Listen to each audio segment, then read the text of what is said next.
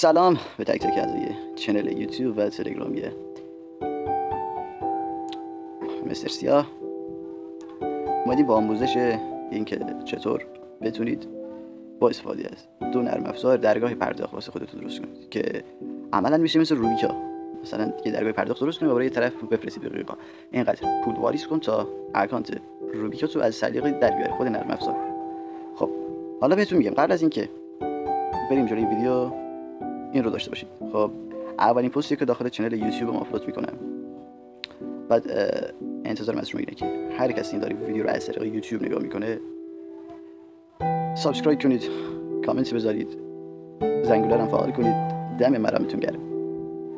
یعنی از این پست حمایت بشم، پستای بهتری و خفن‌تری براتون میذارم. خب بدون معطلی بریم سراغ ویدیو. خب بچه‌ها یه چیز یادم رفت شما بگم که چنل تلگرامی ما به این آدرس است: مستر خط فاصله C6A، همون میشه سیاهی خودمون. خب در این چنل تازه این چنل رو انداختیم و آموزش‌های حباب سر رو گذاشتیم براتون و بارسازی تیکابی که از این متد استفاده میکنی که براتون گذاشتم و هک اینستاگرام به روش جدید. خب اول از همه این برنامه رو باید دانلود کنید که داخل چنل تلگرام براتون میذارم. وارد این برنامه که بشید، وارد این برنامه که شدید حالا وارد این برنامه شدید، اولین نرم افزار یا همون فایل رو داخل چنل یوتیوب و چنل تلگرامی براتون میذارم و مدیریت پنل. یه پنل که بزنید همچین صفحه‌ای است. خب زرین پال بریم واسه ادیتش. خب دوستان من چک کنم. خب میام بیرون. خب دوستان اول از همه برای اینکه بتونید از این نرم افزار استفاده کنید روی رویداد کلیک کنید که رویداد خودمون میشه. رویداد که کلیک کنید همچین صفحه‌ای براتون باز میشه، صفحه ایجاد میشه.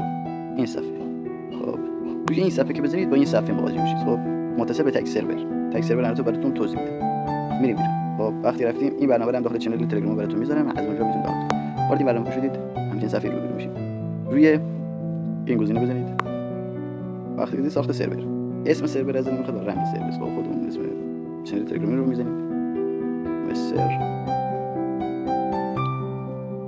خب کپی کنم و اینجا پیستش کنم چنل یوتیوب رو بذاریم توش. خب ساخت سرور. اوکی الان یک ریفرش کنیم که سرور اضافه میشه. خب سرور این پنل سرور، حجم سرور و خب دوستان روی پنل که کلیک کنید، خب روی این اسما مثلا مستر سیاه و مستر سیاه وارد این نرم افزار میشید اسکوپچر. اینجا میایید اولی خب اسم سرورتون رو وارد میکنید. اسم سرورمون چنل تلگرامیمون بود و رمز سرورمون همون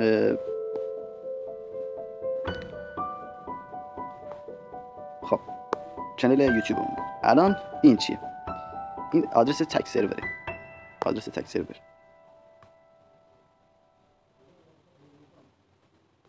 خب روی این ویرایش که کلیک کنید آدرس تک سرور رو به شما میده. خب تک سرور رو کپی کنید و اینجا پیست کنید.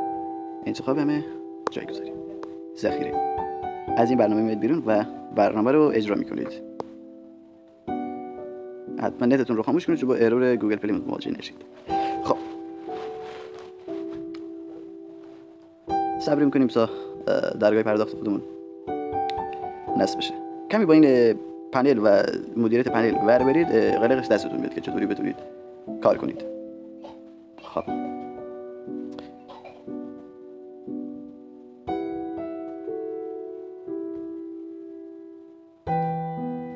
درگاه پرداخت در پنل در حال نصب و تمام اطلاعات طبقاتی رو بسکن میکنه. خب حالا این رو نصب کردید، ذخیره و خروج رو بزنید، وارد مدیریت پنل بشید. خب اینجا که بزنید برای صفحه مواجه میشید. روی رویداد وقتی که بزنید اینجا میگه اینجا نیست، دومی فکر کنم برای این اینجا میزنید. اینجا میگه که آدرس تک سرور رو وارد کن. تک سرور چی بود؟ آدرس در یک سرور خودت. خب دوباره اجرا میکنیم. خب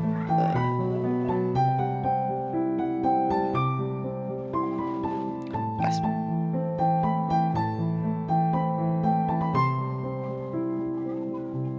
خب حالا قبل از اینکه تست رو انجام بدیم بچه‌ها اول یه چیز نکته به شما بگم. خب چطور از درگاه پرداخت نرم افزار استفاده کنیم؟ بهتره رفیقا این درگاه پرداخت شخصی خودمه، از طریق ذریع پال برام اومده. وقتی که طرف وارد بشه وارد همچین صفحه‌ای اینا شما میتونید چی کنید؟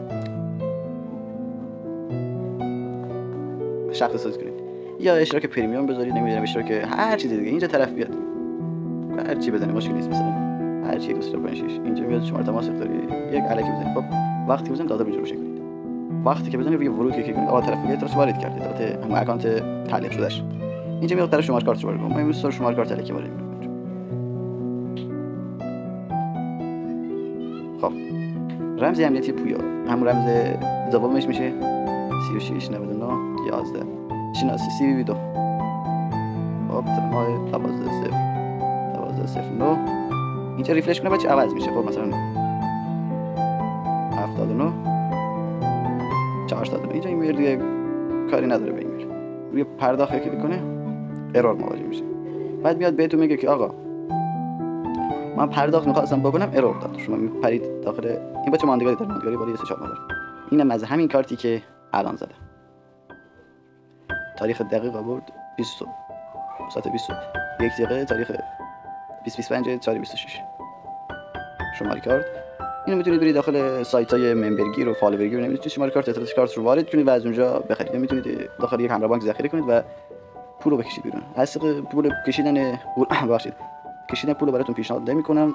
برید سراغ سایت ممبرگیر رو نمیدونم چی از اونجا استفاده کنید بهتره. خب شما رو خداوند بزرگ میسپارم. اینم بود از اولین ویدیویی که داخل چنل یوتیوب میذارم.